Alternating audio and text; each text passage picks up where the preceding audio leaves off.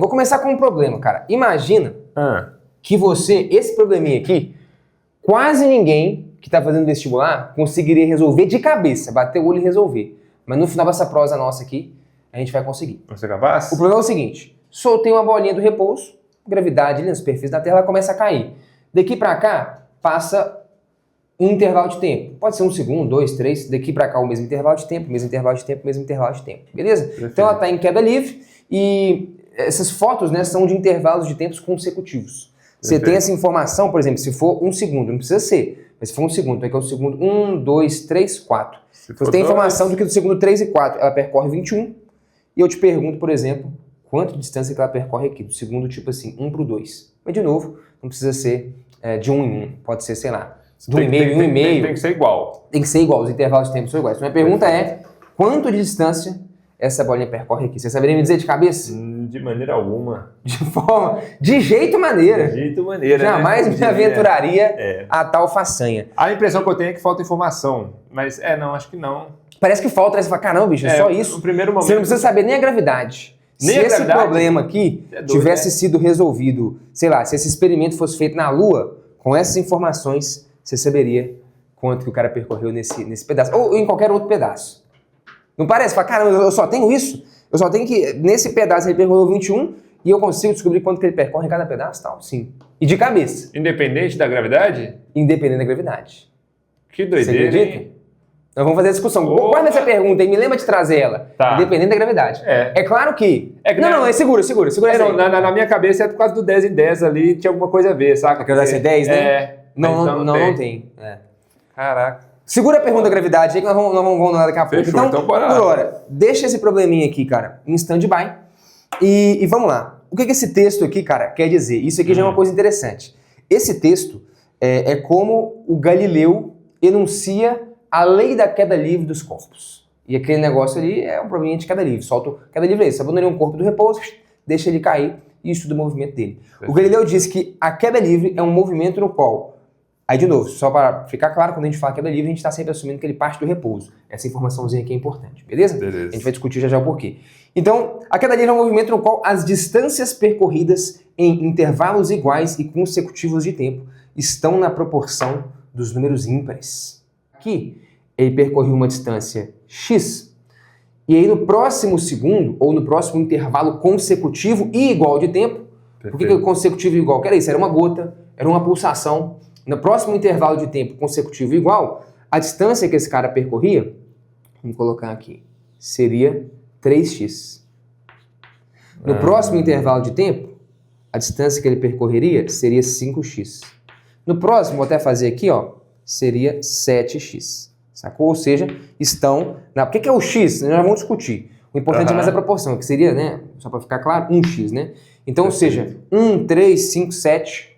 Né? O x seria só uma constante de proporcionalidade. Que é essa frasezinha aqui, né? Que é a frase aqui, ó. Percurso em intervalos iguais e consecutivos de tempo. O que é isso aqui? É a gota. Uma gota, pum, um intervalo de tempo. Próxima gota, segunda gota, é um intervalo consecutivo, é a segunda gota, e é um igual intervalo de tempo, que a gente está partindo da premissa que as gotas pingam no mesmo intervalo de tempo. Uhum. Então esse é o experimento do cara. Por que ele escreve desse jeito? Alguém poderia falar, pô, bicho, é meio complicado escrever isso aqui, mas, cara, agora que você tá entendendo qual o recurso o cara tinha, era assim que ele tinha que escrever. Sim, lógico. O experimento foi o quê, meu irmão? Botei o balde pra pingar e eu tô percebendo que a gata... Só que se você escrever desse jeito, é muito zoado. Cara, a cada gota que pinga, o cara fala, bicho, deixa eu traduzir aqui de um jeito que nego daqui 300 anos Exatamente. vai conseguir enunciar aqui, vai fazer sentido. Então, beleza. Show. Deixa eu até desenhar aqui, então, o que seria aqui, ó, a última posição dessa nossa bolinha aqui, né? Seria uma velocidade de 40. Beleza. Perfeito. Vamos lá, então, engenheiro Man. Qual que é o rolê aqui? Eu vou até... Deixa eu ver. Vou deixar esse negócio aqui, ó. S é igual a meio de AT2. Vamos lá. Eu vou demonstrar um fato matemático, que certamente você conhece, não sei se você já conseguiu enxergar ele aqui, de duas formas diferentes. Uma usando um pouquinho de física, e a outra a gente pode usar um pouquinho de matemática. Olha que interessante. O Galileu sabia, isso era um conhecimento que ele tinha, e ele foi o primeiro cara, na verdade, a construir essa ideia, que ele falou o seguinte, velho, se você construir um gráfico, não era bem um gráfico, isso aqui é plano cartesiano, né? Enfim, isso aí foi um pouquinho depois do Galileu, mas vamos fazer da forma como a gente conhece hoje para ficar mais familiar para todo mundo. Mas ele fazia um negócio basicamente parecido com isso mesmo, só não tinha essa estrutura de eixos e tal. Então, o que o Galileu percebeu? Cara, A velocidade, isso ele já sabia. O movimento uniformemente variável, a queda livre, o cara ganha iguais velocidades em intervalos de tempos iguais. Então, Sim. passou um segundo, eu ganho 10 metros por segundo, outro segundo 20, por aí vai. Ele sabia que a velocidade ela era linear no tempo. Né? Esse era o movimento da queda livre. Então, o que isso significa, cara? Significa que o gráfico disso aqui é uma linha reta passando pela origem. Beleza? Perfeito. Ou seja, o que isso quer dizer? No tempo 1, vou marcar aqui só para todo mundo ficar claro. No tempo 1, por exemplo, a minha velocidade está aqui, ela vale 10. No tempo 2, a minha velocidade vale 20. Boa. Beleza? Está aqui. No tempo 3, minha velocidade vale 30. Uhum. E por aí vai. Ou seja, a velocidade ela é diretamente proporcional ao tempo. Perfeito. E qual que é a função que descreve uma grandeza que varia de forma diretamente proporcional à outra? É uma linha reta. Perfeito. Beleza? Aí depois visualizaria o que está acontecendo. Já sacou? Parte física aí já... Já enxergou? Doido. O que o Galileu sabia? E ele, na verdade, ele foi um dos caras que construiu essa ideia que a gente usa hoje, né? Não vou discutir muito de onde que vem, que senão vai ficar muito extenso. Mas ele sabia que se você pegasse um gráfico de velocidade por tempo, de novo, né, cara, para não ser muito anacrônico aqui, não era bem esse gráfico que ele construía, mas era uma figura extremamente parecida aqui, onde ele visualizava a velocidade crescendo para cima e o tempo passando para o lado. Era super parecido. Ele falou, cara, se eu fizer a área embaixo do gráfico, eu vou ter a distância percorrida. Esse é um fato que muita gente conhece, tem uma justificativa, uma construção muito interessante, mas que a gente não vai abordar aqui agora.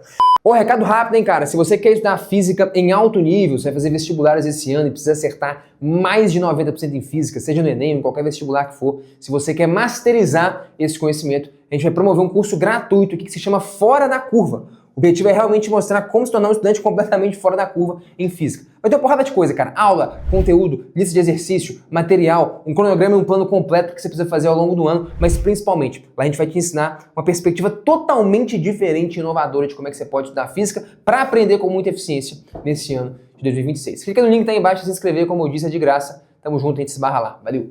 Então, ou seja, perceba bem, o que isso quer dizer? Quer dizer que se eu quiser saber a distância que o cara percorre no primeiro segundo, eu vou fazer essa áreazinha verde.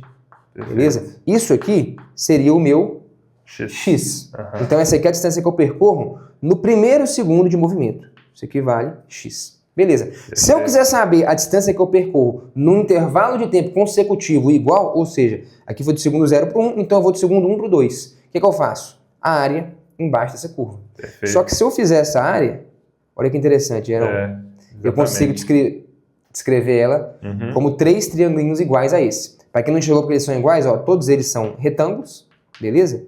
E eles têm pelo menos um outro ângulo em comum. Então, por exemplo, ó, esse ângulo aqui, ele seria um ângulo igual a esse, que seria alterno interno com esse. Então pronto, ó. Os 3 triangulinhos têm exatamente os mesmos 3 ângulos. Exatamente. E essa base deles é igual, que é 1. Então, eles são todos iguais. Ou seja, se eu for avaliar qual que é a distância que esse camarada percorre aqui. X mais X mais X. Mais X mais X. Porra. Ou seja, 3x. E eu vou fazer o próximo aqui então. No próximo intervalo de tempo igual, ou seja, que seria um segundo nesse caso, e consecutivo. Muito doido. Segundo 2 por 3, sacou? Então Muito vamos lá. Eu divido aqui, mesma coisa, eu vou conseguir aqui, ó, quebrar em 1, 2, 3, 4, 5. 5x. E aí, enfim, quem quiser se convencer pode fazer do segundo 3 por 4, 4 por 5. Você vai colocando um retanglinho. Você sempre vai adicionar aqui, o que vai mudar daqui pra frente, né? Quando eu vier pro próximo cara aqui, ó, eu vou ter adicionado o quê? Eu vou ter adicionado um triangulinho aqui. Aí você pode pensar que você coloca um embaixo. Pode ser. Você joga, pode ser, você empurra o negócio pra cima, né? Exatamente. E encaixa um retângulo com 2 triângulos embaixo. Isso. Boa. Então, 1, 2, 3, 4, 5. Vou somar mais 2, vai pra 7. Perfeito. Seria esse caso aqui, 7x. E por aí vai. Então, deixa eu só pintar aqui pra galera ver. Então, aqui, ó. X, 2x, 3x, 4x, 5x. Então, ou seja, o que o Galileu percebeu? De novo, ele media isso e com base nisso ele construía essa figura e via essa coisa funcionando. Legal. Isso aqui era um fato experimental, mas agora a gente está discutindo aqui num caráter mais analítico. Como é que eu posso entender isso usando alguns conhecimentos até que talvez quem está nos vendo aí tenha. Então, beleza. Então, aqui é x, aqui foi 3x, aqui foi 5x, o próximo seria 7x e por aí vai. Então, perceba, de algum jeito, essa é uma forma precisa de descrever o que é um movimento de queda livre. Perfeito. O movimento de queda livre é aquele movimento no qual, partindo do repouso, que eu começo aqui, as distâncias percorridas em intervalos iguais e consecutivos de tempo estão na proporção dos números ímpares, ou seja, Num tempo 1, se eu percorrer x, no próximo intervalo de tempo, de mesma duração, é 3x, no próximo intervalo de tempo é 5x, não importa muito quanto é esse intervalo de tempo. O que vai ditar, o que vai influenciar o tamanho do intervalo de tempo é o valor de x, porque eu estou usando só x. Então se fosse 1 segundo, é uma distância que eu percorro. Se fosse 1 segundo e meio, 2, então, ou seja, eu vou analisar de 2 em 2 segundos, de 3 em 3. Então vão ser distâncias maiores, vai mudar o valor de x, mas enfim, as proporções se mantêm, que é o que ele falou, estou na proporção dos ímpares. Nossa, como é que ele não sei de legal. forma precisa? Que isso, muito legal. Porque como ele não sabia qual era o intervalo de tempo que ele estava medindo, cara, é uma gota, é uma pulsação, sei lá se é 1 segundo, meio segundo, 2 segundos, em intervalos consecutivos, a proporção sempre se mantém. E o legal é que isso é irrelevante, né? Independente do método que ele está utilizando para medir o tempo. O que importa é o intervalo de tempo ser igual e consecutivo. Pode ser o batimento, qual que é da gota, a duração, que é pouco relevante. Legal. Só que aí, em geral, nós vamos chegar num fato muito interessante. Mas... Que é o quê? Eu acho mais interessante. Se você for medir... Porque o que essa equação faz? Essa equação, que é o que o estudante conhece, ela mede a posição do cara em função do tempo. Então ela não está medindo a distância que eu percorro em cada intervalo de tempo igual e consecutivo. Então, ou seja, essa equação, ela mediria o seguinte, se a gente fosse visualizar nessa figura. Imagina que eu tenho aqui, cara, uma origem, por exemplo, aqui, ó, eu falei, para construir essa equação aqui, a gente parte da premissa que o cara parte do repouso e começa na origem. Então imagina que eu tenho aqui, ó, um eixo de posições, sacou? Perfeito. Seria isso aqui a minha equação, S. Essa equação me fala, cara, bota T igual a 1, eu vou te falar onde o cara tá. Bota T igual a 2, eu te falo onde que posição que ele tá. Bota T igual a 3, eu te falo onde que ele tá. T igual a 4, eu te falo onde que ele tá. Perfeito. Então perceba, em T igual a 1, ela vai me falar que eu tô aonde? Eu tô em X. Só que em T igual a 2, eu vou estar em X mais 3X, 4X. Perfeito. T igual a 2, Quadrado. eu fui pro quadrado do negócio, exatamente. Então eu vou estar Perfeito. na posição aqui, ó, 4x em t igual a 2. E em t igual a 1, 2, 3, ela vai falar que eu estou em 5 mais 3, 8, mais 1, 9. Ela vai falar que eu estou na posição 9x, e 9 tem a ver com 3 ao quadrado. Perfeito. Se eu jogar ali t igual a 1, 2, 3, 4, que posição que eu estou aqui, cara? Eu estou na posição 7, mais 5, 12, mais 3, 15, mais 1, 16x. E 16 é o quê? Perfeito. 4 ao quadrado.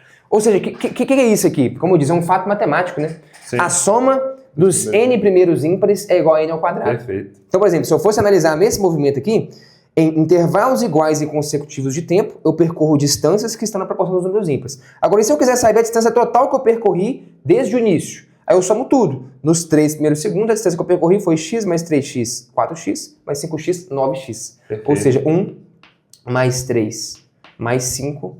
Se eu somo os 3 primeiros ímpares, isso é 3 ao quadrado. Perfeito. Certo? 4 mais 5, 9. Essa é legal. Se eu somasse, vou fazer aqui só para ficar claro para a galera, né? Os 4 primeiros números ímpares. O que isso dá? 16, 4 ao quadrado. Doido. Que seria aqui 9 que a gente tinha, mais 7, 16.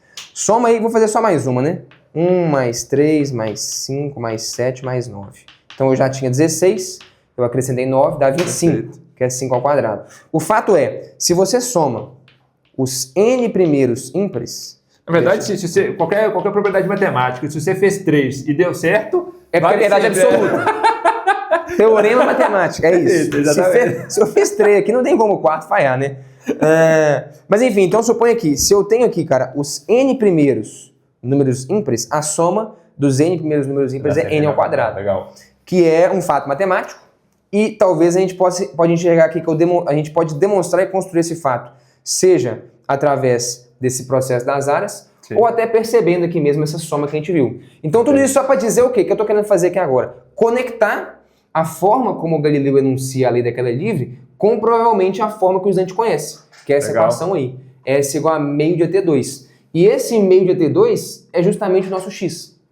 Então, Perfeito. não é? Porque aqui, ó, se eu ponho no primeiro intervalo de tempo, pode ser 1 segundo, 1 minuto, 1 hora, não sei. Então eu boto esse tempo, boto a gravidade, eu vou ter o X. Faço lá a gravidade, vezes o tempo ao quadrado, sobre 2, eu vou ter o X. Perfeito. Então, ou seja, é o que eu te falei, se eu fizer em outro planeta, vale esse princípio? Vale. Sim. O que vai mudar é o valor de X, por quê? Porque a aceleração lá muda. Perfeito. Mas a proporção continua exatamente a Continua mesma. igual. Doido, né? Doido. Muito, muito, muito doido, cara. Então, só para amarrar a ideia aqui para quem tá vendo a gente, o que eu acabei de provar? Porra. Que essa forma que o Galileu enuncia a queda livre, te contei a história inteira de como o cara faz, né? Sim. Ela é equivalente à forma como o estudante conhece. Mas, aí você vai ter que concordar comigo, muito mais rico e muito mais foda. Lógico. Sem entender todo o princípio da coisa.